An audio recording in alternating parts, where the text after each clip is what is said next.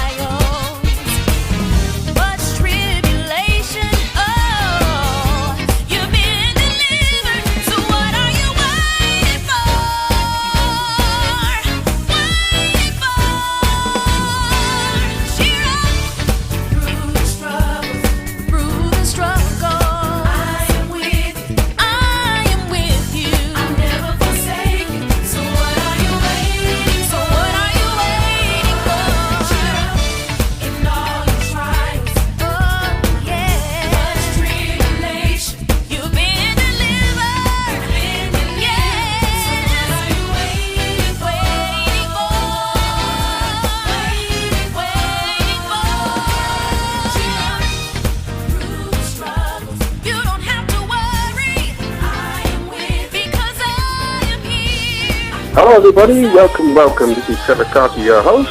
I welcome you to another one of my shows. And we are going to have a very, very special guest for the second time, part 2. It's going to be our special guest, NORMA CARBY. And she'll be talking to us about her powerful life and her story and what she's doing in her spare time and what she does around the country in the United States. So, ladies and gentlemen, I want to welcome you. This is Trevor, your host, direct and live from United Kingdom. And I'm so pleased to be able to come on the show again. For the last couple of weeks, we've had some fantastic, uplifting, inspiring guests on our show.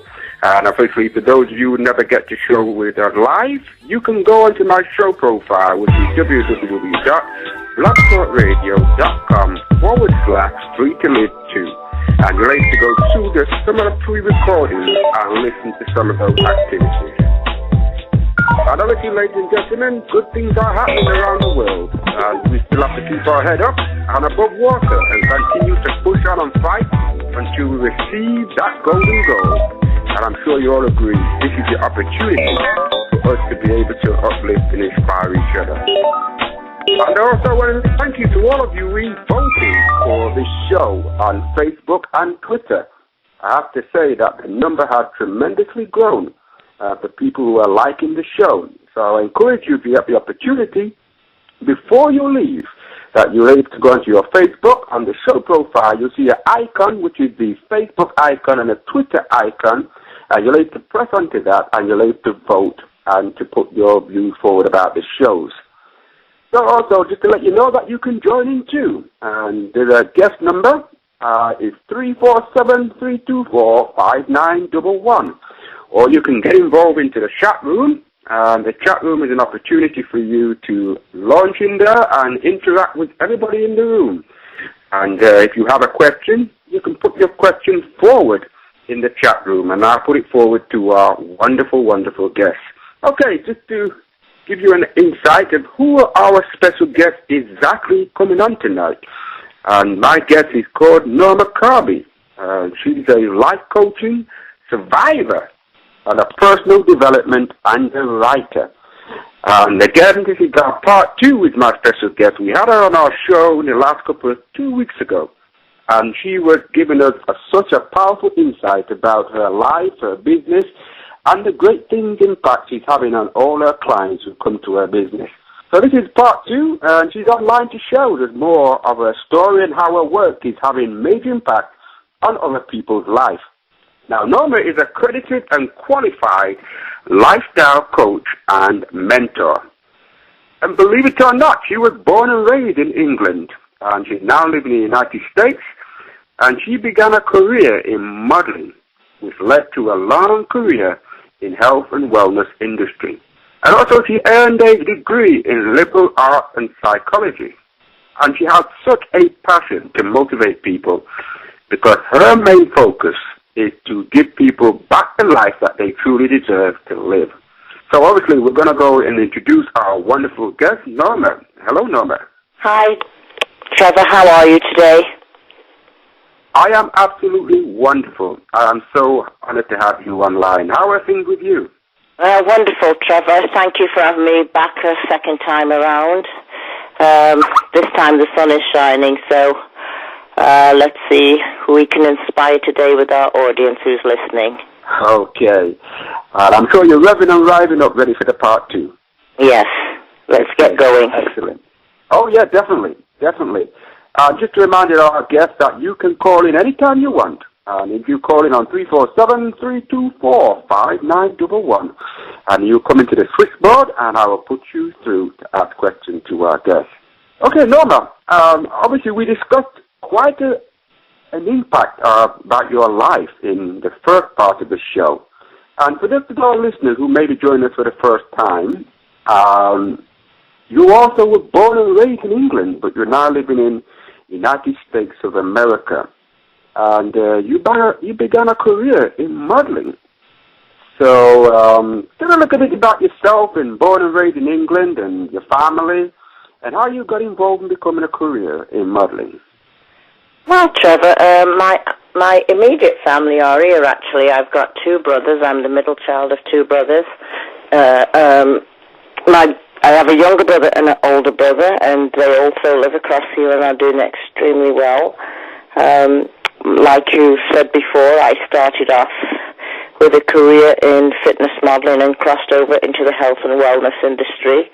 It was an easy crossover, but it's from a perspective that it just gives more health to why we are here, how we take care of ourselves, and I've as well as being in the health and wellness industry, Trevor, I never came out of the modeling industry. Since my accident has happened, I've had to put everything on hold with health and wellness and also with the modeling side of things. But when I am back to 100% of recovery, I would just love to get back in doing what I used to do, but doing it in more of an impactful way. So that's basically it. I live in New York now. I do want to come back to England to be able to do some of the coaching, mentoring that I do, and go around speaking and talking to the young people. So hopefully in time that will happen sooner than later. Excellent. Was it kind of a culture shock for you to move from UK over to America? It wasn't so much of a culture shock because I'd been coming backwards and forwards. It was more the adaptation. You know, I said before, your environment is conducive to the decisions that you make in life, and I was blessed to come to New York and, you know, live in the suburbs, you know, very nice neighborhood. So I adapted eventually, but people are a lot different, lifestyles are different. You know, I went back into education, I went back to school, so it was a totally different lifestyle. The way of life was different, but once you find your feet and your footing in what you are and what you want to do, you can adapt anywhere in life. You know, do I miss being home? Yes. Would I come back to England and live? Yes, if the circumstances permitted themselves right. But don't get me wrong, New York has a lot of opportunities. It has, you know, as in other places. I love California. It's one of the best states I've ever been to. So yes, it was difficult to adapt, but I had the right environment to adjust and adapt to. Absolutely wonderful. Now, one of the things I found out, when people do make a big step like that, that's a big step for people to move from one country to another. Now, was it second and third thought to you about moving over there, or was it something you made your mind and you went for it? How did it actually work? Well, I got a phone call off my brother, and he said, it's time to come and spend time with the rest of the family, my mom. I did not have an intention of coming here to live. I just gotten out of a relationship, and I planned to come here to just temporarily, just take a breather, and had intentions of going back within a year. I fell into education and ended up staying here.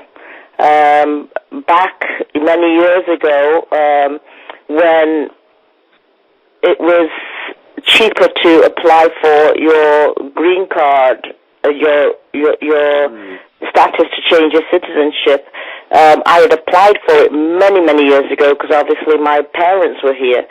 So, back in the day it was $60 and then it had changed to $95, and my mother said, as it's getting increased in money, you should come and apply. So, when I was living in England, many years living in England, I'd already had access to America, so it was just basically making the transition to just come here and live. I didn't have the rigmarole that most people have. The foundation had already been made. I'd had the status to come here. So, I basically was one step ahead of what most people would be, because, just to get into America alone, now I believe it's $3,000 to apply for citizenship to be here. So times have changed drastically, especially since 9/11.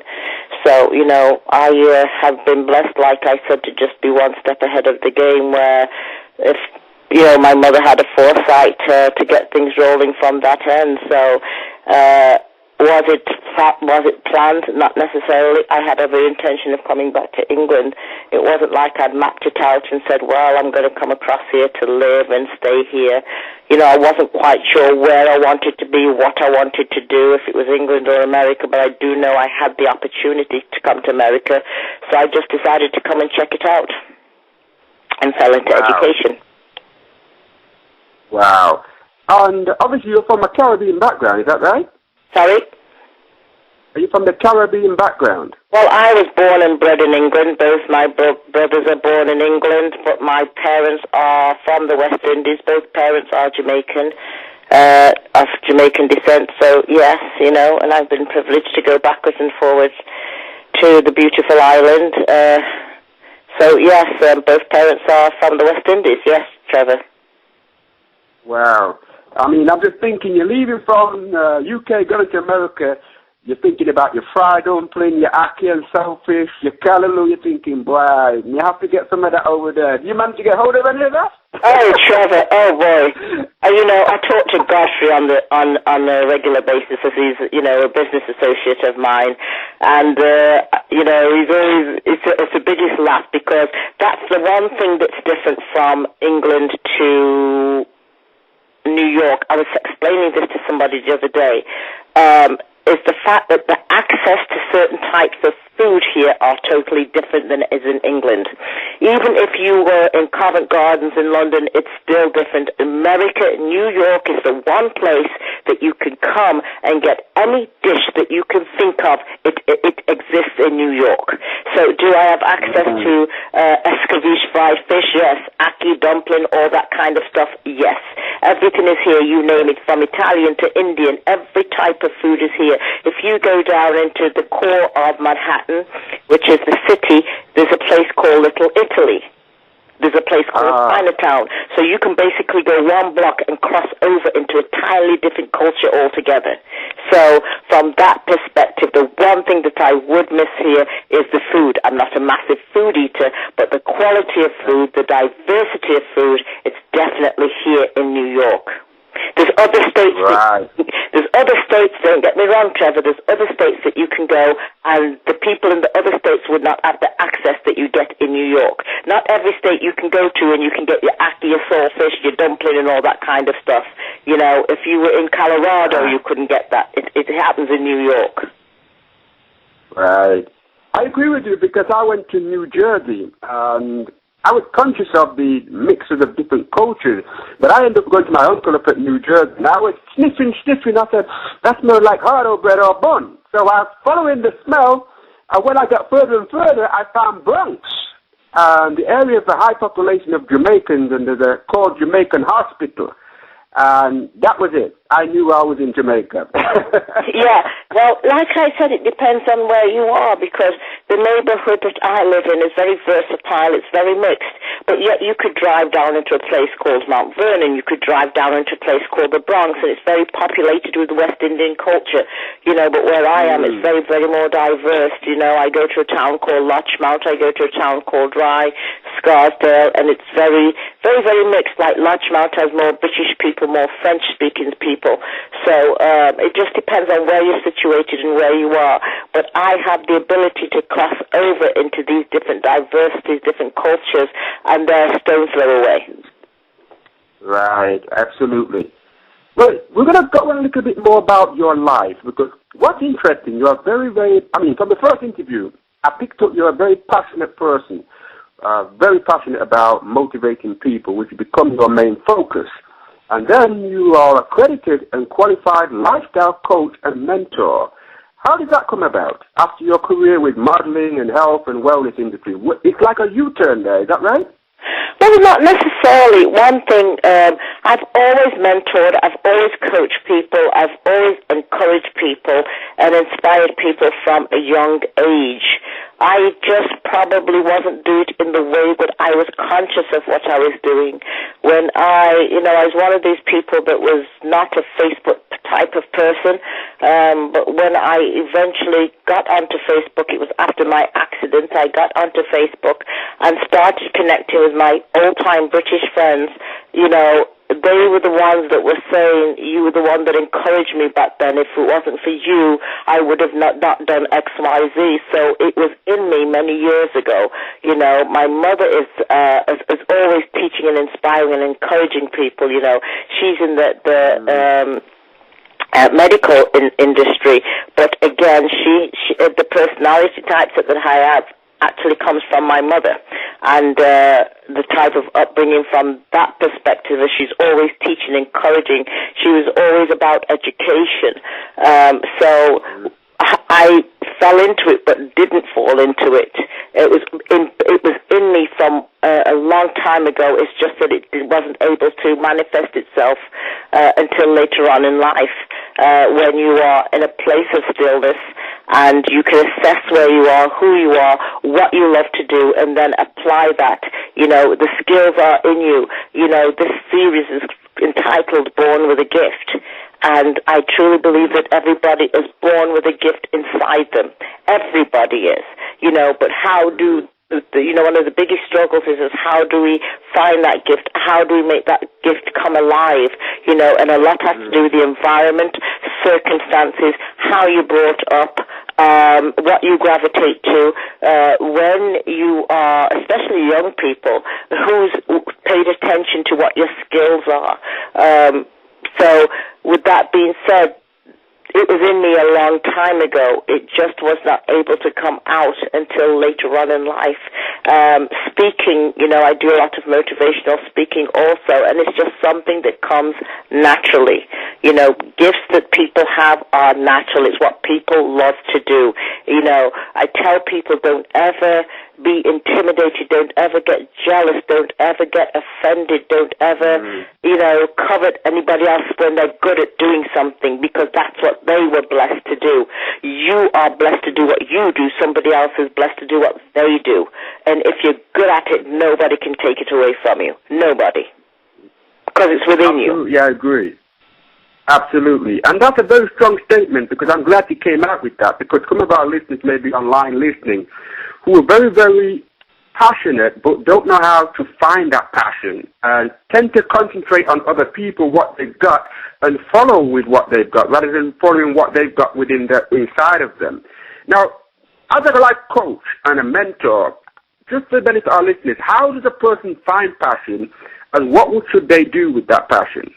Well, first of all, I think it's also important to say, because we deal with young people and we deal with adults, it's two different dynamics altogether. When you're young, it's about cultivating your skills. It's about paying attention to what you love to do. When you get older, it's a lot different, because it's to transition into what you love to do. And we have to remember that the environment dictates a lot of the decisions. If you have a family, you've got to put bread on the table.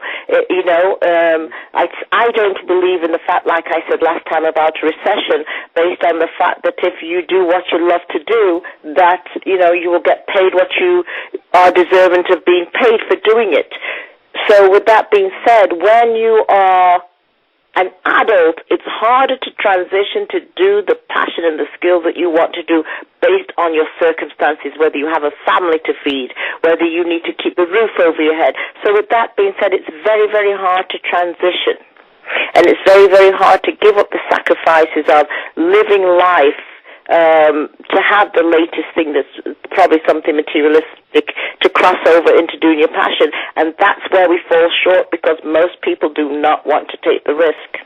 Moving back to a young person now, as parents growing up, whether you're teachers, whether you have a mentor around them, it's so important that we pay attention to what young people love to do. It's funny that you mentioned the aspect of being West Indian. Growing up in West Indian households, majority of the parents, they had it hard, so they want their children to do better. However, they want their children to be doctors, they want them to be lawyers, they want them to be nurses, and if you're not any of those, it doesn't count.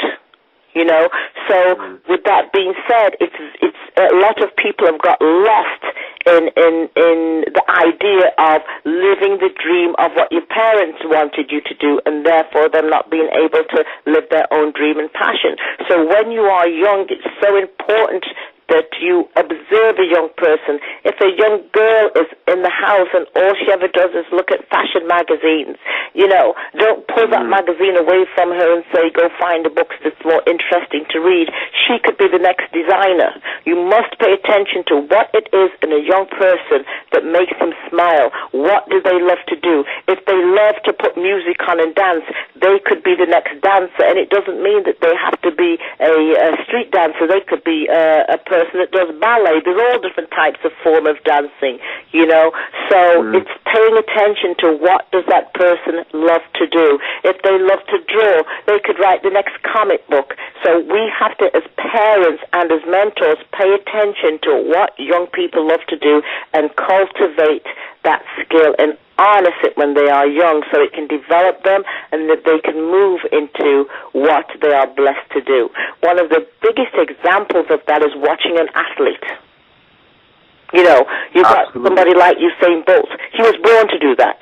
You watch his face. A lot of people say he's arrogant. A lot of people say he's cocky. The guy is confident and he's loving to do what he's blessed to do.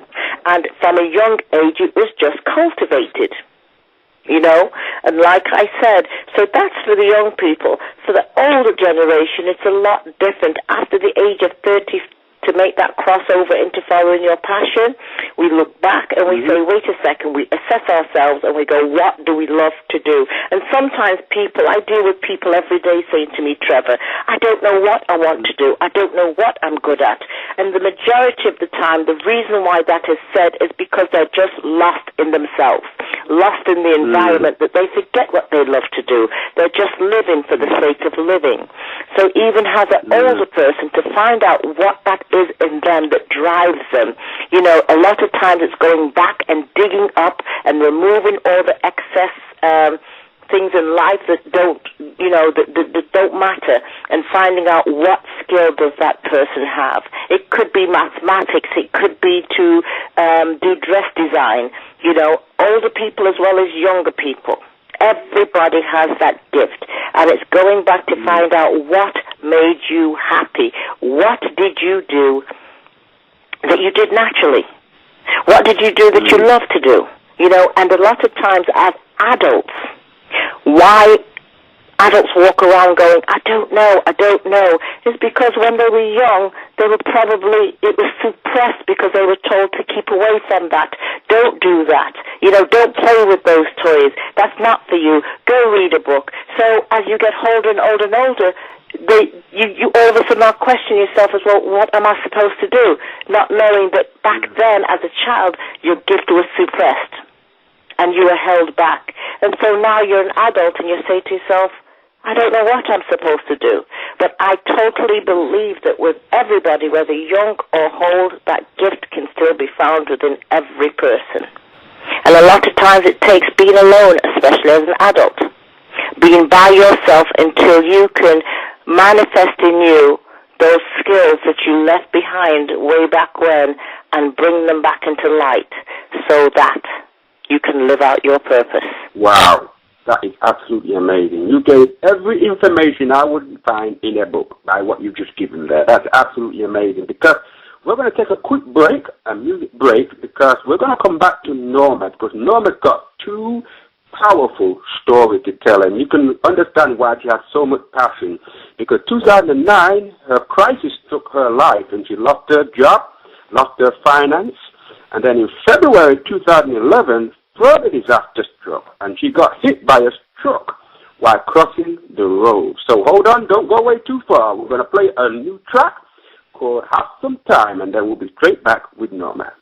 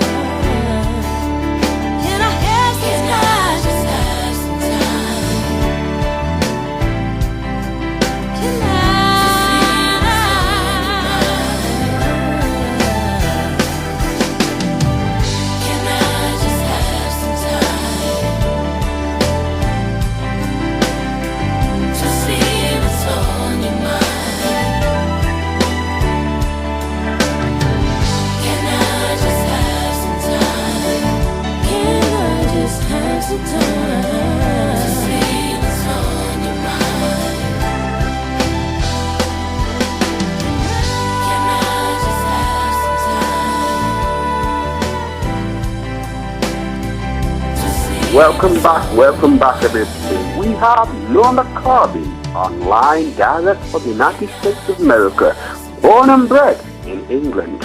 And this is an opportunity for all our listeners who may be listening online. You can call in on 347-324-5911.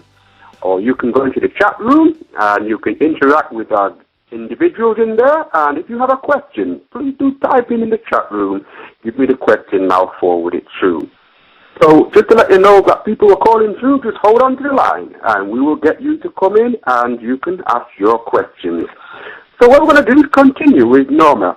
Now, Norma, you have a very, very extraordinary life. And I say that because when I read about your life, what you've been through, it gave me a better understanding of why you do what you do, which is motivating people to keep their main focus on what they want to achieve. Now, you seem to have gone through a lot. I mean, in 2009, there was a crisis struck in your life. You lost your job, you lost all your finance, and you fought through a series of illness. And also a countless attempt to gain employment, or even an interview was far and few in between. And so it left you aimless, discouraged, broke, and unsure of your future. And then in February 2011, further disaster struck, and you got hit by a truck while crossing the road. Wow, that is big. So, Norma, for the benefit of our listeners, could you tell a little bit about the idea of what happened in 2009, where you were left broke and you lost your job? Just tell a little bit about that, please. Well, Trevor, even though, especially for the British listeners, even though, everybody thinks that New York is the land of where everything's happened, it's no different from, being in England itself. Life is life and the economy is the way it is. Things do happen. So, yes, I did lose my job in 2009, well-paying job, doing very, very well. Sat on the Chamber of Commerce boards, sat on local community, did things in the community, did events and so on and so forth, and lost my job. And after that, I got scammed. I lost my finances. And then I succumbed to ill health. My immune system shut down, constantly and out of the emergency room, doctors not knowing what was going on with me. I had 2 ruptured cysts, unexplained. Then I had to have emergency surgery to have my appendix taken out. So it was a very, very trying time for at least, well over a year. It was just back-to-back, one thing after another. Most people in life probably would have given up or blamed circumstances. I just chose to have a different mindset. At all the times that I was going through, I would just say, God, what are you teaching me? And those crises took me on a deeper level of understanding about who I am, my purpose, and what we're all on this earth for, and what really does matter in life. When you tell your story, sometimes people tell the story to get sympathy. They tell it, to get the attention of those to feel sorry for you. My stories I've been told to encourage and to inspire people, to get up out of the slump that they're in, to change the way of thinking that they have, and to just let them know that anything is impossible in life. Your circumstances does not dictate who you are. Your circumstances are temporary. Everything in life will pass. It doesn't matter what it is. There's a famous saying that says, this too shall pass. But the question you must ask yourself is, what are you doing in the midst of all the mess, the pain, the turmoil, the chaos that you're in? How do you choose to be? How do you choose to live? What is your mindset all about? So that was that. And then after that, I landed my dream job. I had a desire. I'd come from, like you said, the fitness and health and wellness industry and modeling, and I always wanted to work within the beauty industry. I landed a job at Estee Lauder. I loved that side of things, and I finally got the job I was hoping and waiting for. And that was on the Friday, and on the Sunday I was just wanting to thank God that He'd blessed me to actually get the job that I'd actually wanted, and a block away from my home, 3/4 away across the street. A truck broke the light and hit me head on and threw me all the way back to the other end of the street, and just ended up with multiple injuries. So, but through all that, you know, one might say, well, after the first lot of incidences and now the second whammy, you know, how do you still keep your head up? I have to tell you, Trevor, that I have never had so much joy, so much happiness, and so much peace. If it were not for the trials, the tribulations, if it were not for those, I would not be who I am today. And I am a much better person. Now, does that mean that I would say to everybody, you know, go let a truck hit you? No. Does it mean that I would say to people, well, go lose a job and it will make you better? No, I would not wish any of my circumstances on anyone. However, I can say that every single thing that has happened has empowered me to be who I am and to be better at who I am, and to therefore be able to give back to people and encourage people in a more powerful way. Okay. That is a blessing, because when I look at the current situation in UK, and I'm sure the same in the United States, people talking about recession and losing their jobs, and they have no idea. They don't have plan B, they don't have plan C, they're worried about the mortgage, they have to sell things to put food on the table. Now, 2009, you lost your job, you were going through a series of illness, so you were broke. My question is, for the benefit of our listeners, what was it that made you come through all that? Was it because you were experienced about being a passion person from growing up, or from your coaching, your mentor skills? If it was not that, what was it that crowded you through with all that crisis? Oh, well, that's a very, very simple answer. What got me through was God. You know, I don't know what people's beliefs are in life, but I can tell you what my beliefs are. My beliefs are planted firmly in that there is a God that resides over all this earth and universe, and if it were not for Him, I would not be here. All I did was give up myself, my flesh, and who I was, and just said, okay, God, well, if I'm in this mess and I belong to you, then you're going to be the one to get me out. All I have to do is obediently obey. And He has provided. He provided every step of the way. And that's basically how I coped and got through what I got through. You know, even when I had lost my job and lost my finances and, you know, had a series of illnesses and all that kind of stuff, I had people around just come out of nowhere that would help. The provision was made for food. The provision was made for, you know, my financial needs to be met. You know, I always had provision every step of the way. I'm not saying that it was easy. However, you know, the provision was there. I could also say that, and I try to tell people this all the time, Trevor, that, you know, how you are and how you treat people determines a lot of what is going to come back to you. What goes around comes around. You wake up every day on purpose to make a difference and to help somebody, and guaranteed that when you go through what you go through, somebody will be there to help you. You know, but if you walk around complaining, moaning, you're argumentative, aggressive, and think that the world owes you, you'll never make it in life. So, because when you get to your point that you have your downfall, nobody will be there for you. People like to be around people that help them, encourage them, that care about them. Once you care for others, people will eventually care for you. You might not see it in the midst of things at certain times, but believe me, they'll come back to you. They'll be there. You know, it just depends on how you live your life. You treat people right, and you'll be treated right. You attract into your life that which is like you. So if you choose to be an happy person, if you choose joy, if you choose peace, if you choose to be good, then that will naturally attract its way to you and your environment. You know, so those are the key things that I've had. It's been how I was as a person and how I have treated people that, you know, I managed to get through what I got through. But the first and foremost and the one residing thing at the helm was just my belief in God and that He would take care of me, Trevor. Absolutely. Now, we have a caller on the line, and before we go on to talk about your February 2011 crisis where you were hit by a truck, we're going to put our caller in, who we believe may have a question, so I'm going to let me in. Hello, caller. Hello. Hello, can you hear me okay?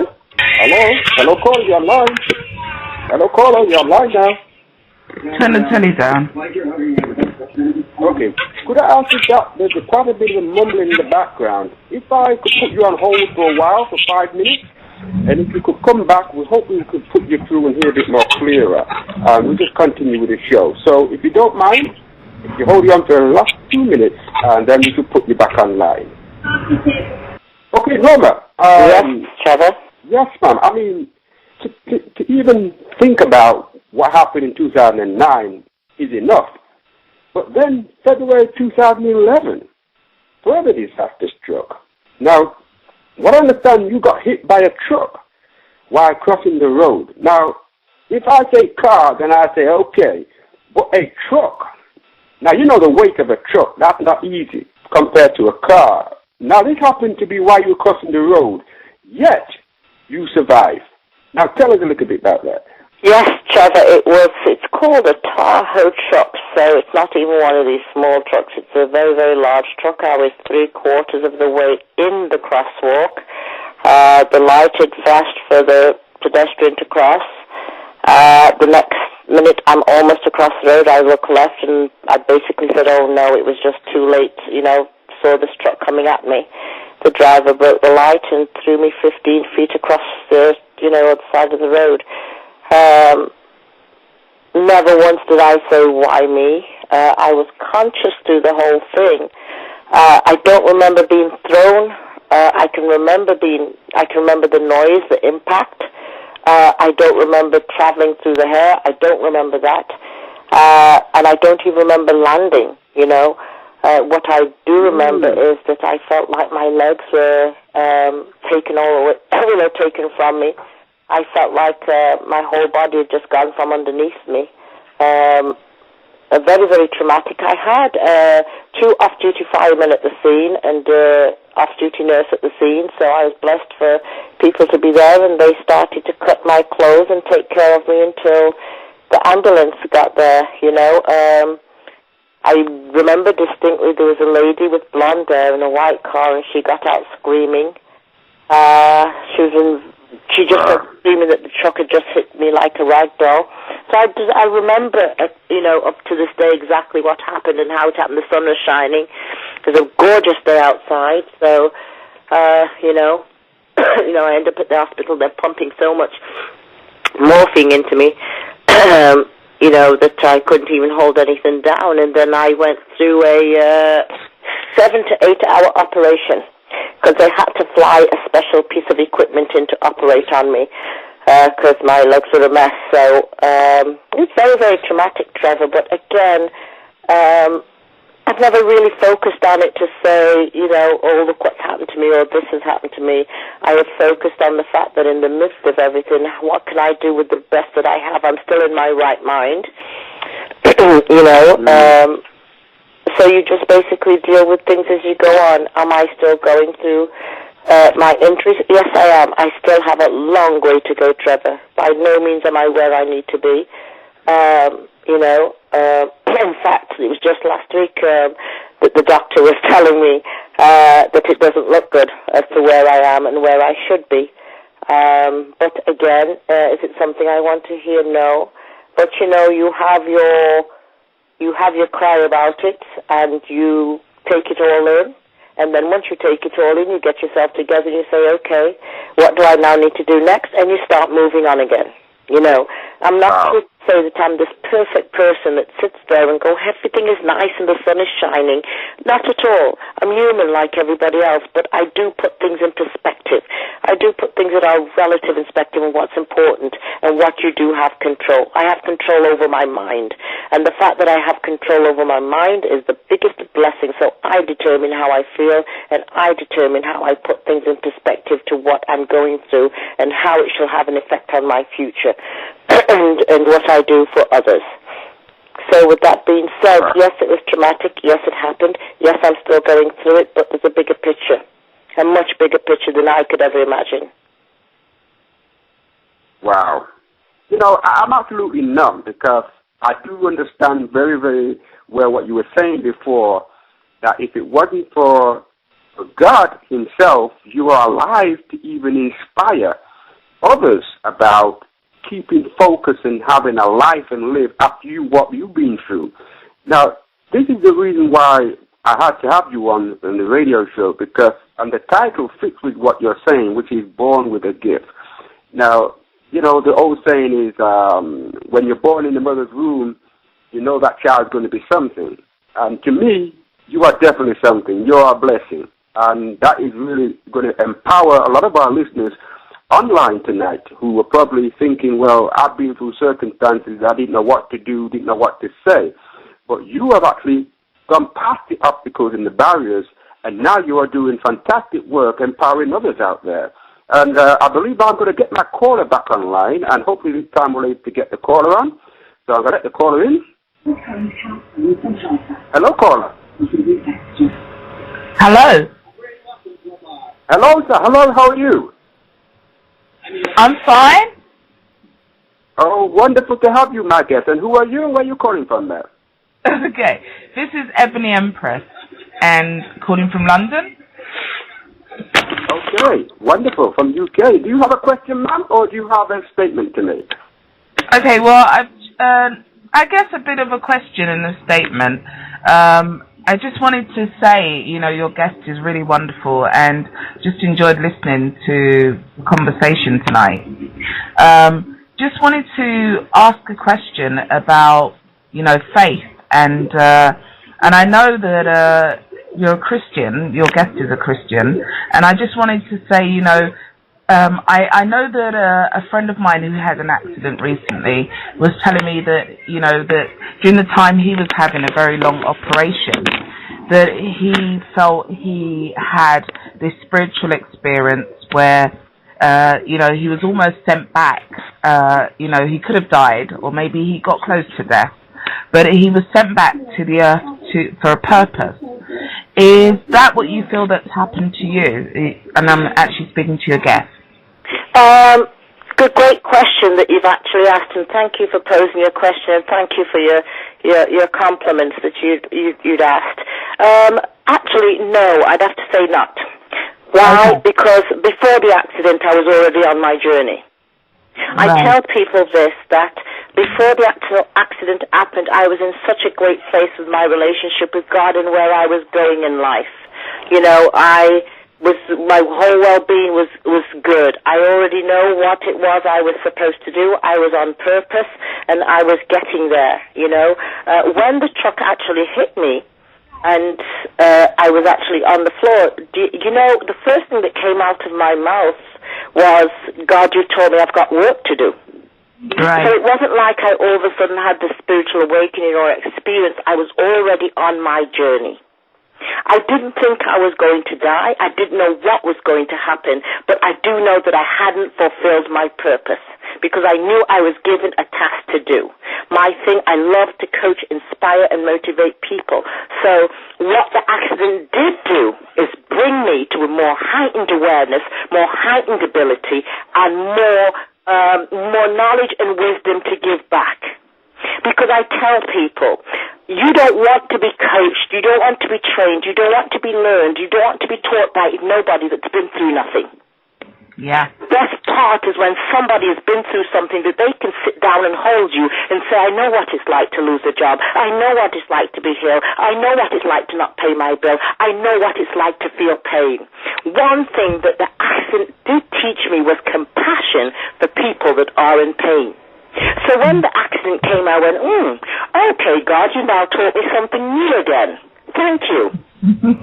So don't get me wrong, I don't want nobody to get hit by a truck. If I had to do it all over again, no, I'd say, please do not let the truck hit me. If somebody would have told me 2 years ago that I'd be walking across the street, I would say that you are lying. However, I can say, oh my goodness, thank you.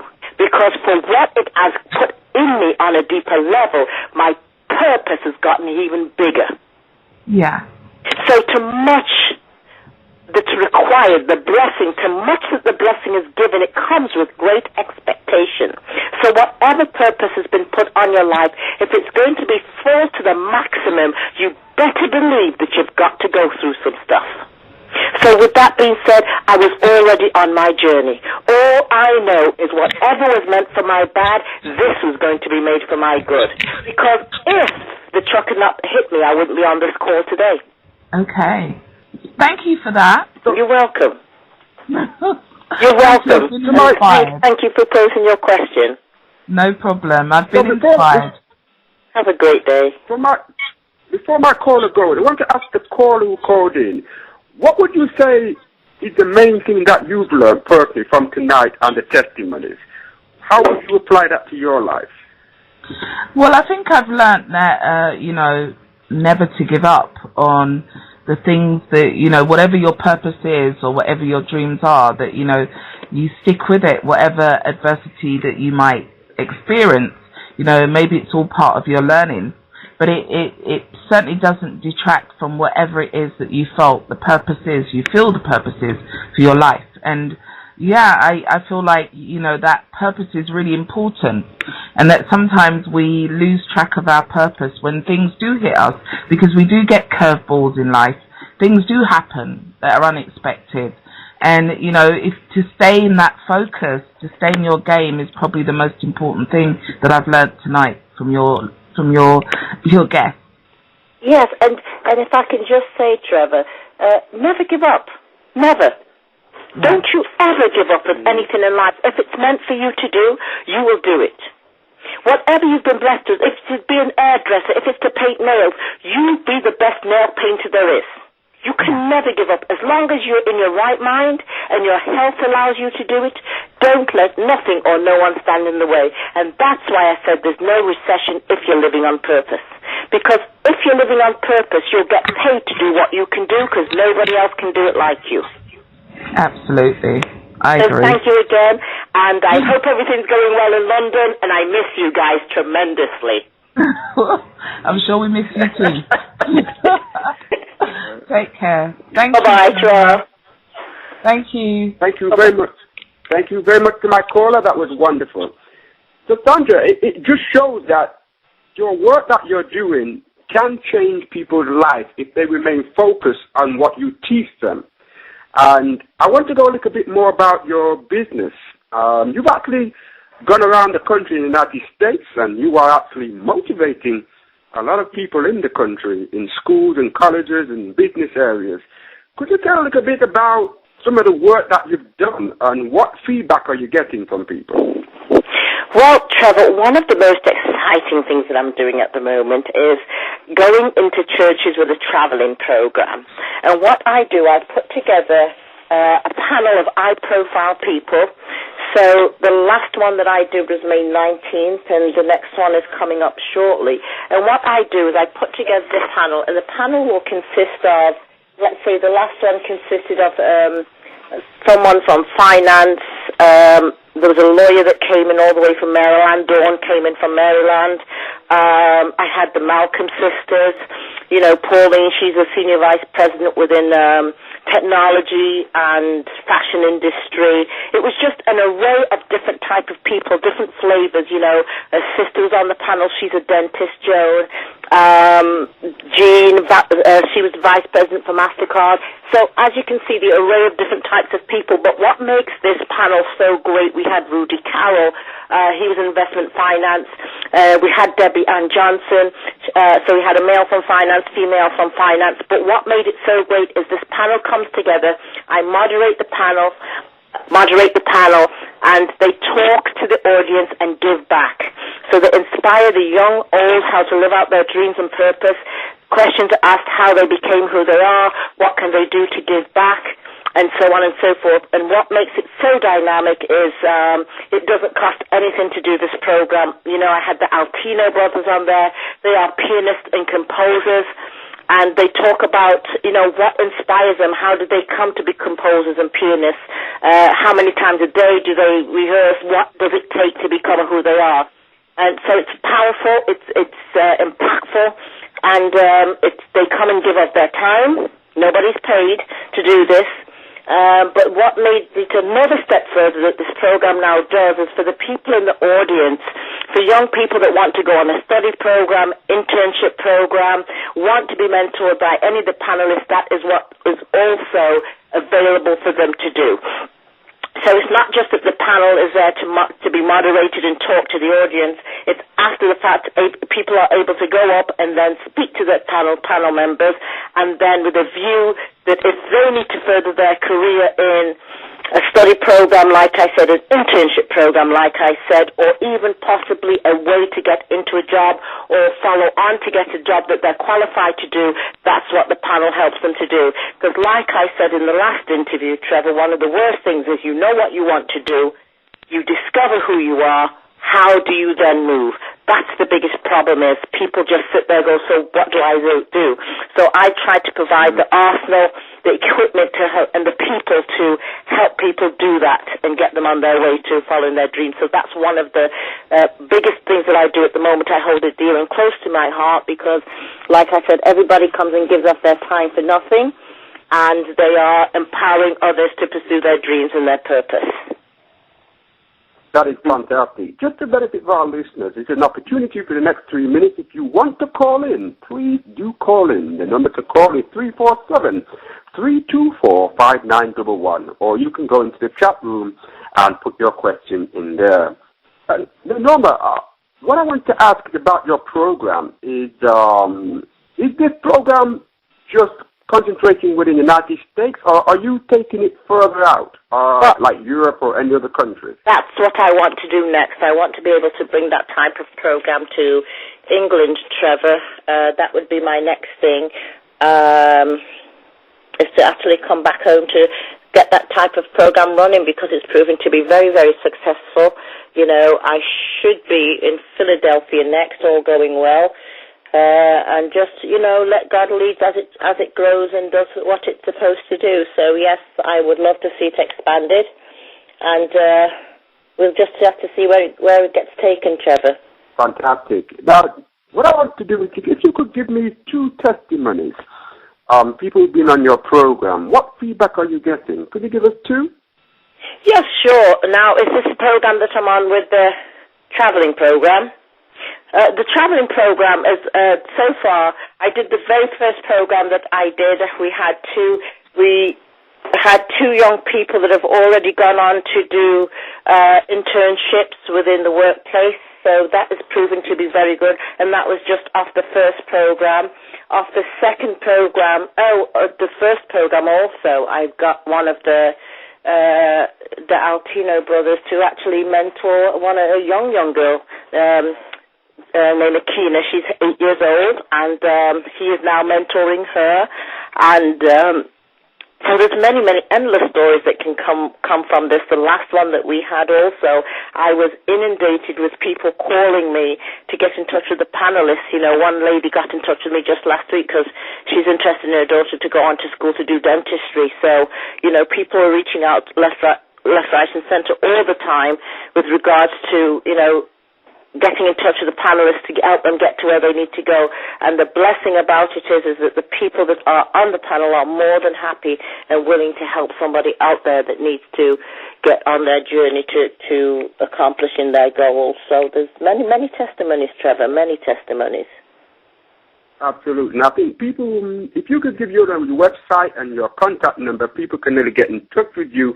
And probably if they want to ask questions or learn more about your program, what is your website and your contact or email? Well, here we go. Right, Trevor, here we go. You can contact me at www.NormaKnowz.com. Again, www.NormaKnowz.com with a Z at the S, not an S. So that's NormaKnowz, one word.com.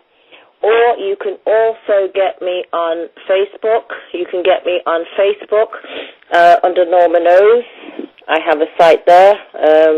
that you can go and get in touch with me. And I also have Norma's Health and Beauty Guide on Facebook that you could also get in touch with me via that link. Also, again, Norma's Health and Beauty Guide. And what that does, that gives a lot of health tips and beauty tips for those out there, especially ladies, gentlemen. Gentlemen, it could be exercises, whatever your fancy is, but it's there. And again, it's resourceful information that is just given away.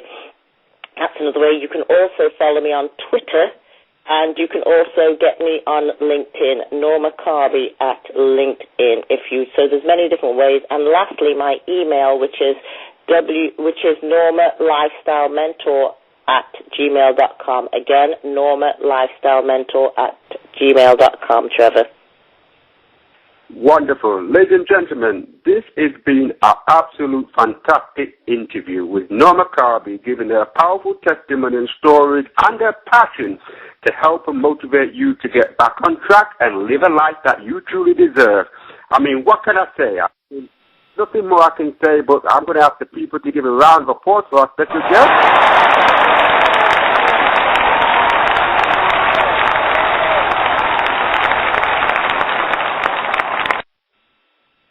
Absolutely wonderful. So, Norma, thank you so much for coming along. Thank you so much for inspiring us. And I wish you all the best with your future business. And we do hope to keep in touch with you and hope to get you over to the UK and do your fantastic projects. Thank you, Trevor. And I'd also like to say a big shout-out and a thank you to Nicole Mitchell that provided the song Free Your Mind, and also Trish Steadley, Cheer Up. These are great friends of mine. They're doing it out there. Their music is great and it's inspiring, and I'd just like to thank them for allowing us to use their tunes and using them to also inspire others. Thank you, Trevor, and thank you for having me a second time. And big shout-out to God too. Okay, bless you, ma'am, and keep going strong. And ladies and gentlemen, please get in touch with Norma if you need to ask a question. Thank you for our listeners. Thanks to our caller. And remember that we'll be on the show again. Go back onto my show profile for more updating worldwide guests who will be coming on this show. If you would like to be on the show, you can simply call me, email me on cartertrevor84@yahoo.com if you would like to be a guest on my show. Well, that's it, ladies and gentlemen. Don't rest until you become the best. Thank you for listening. Now praise to the Most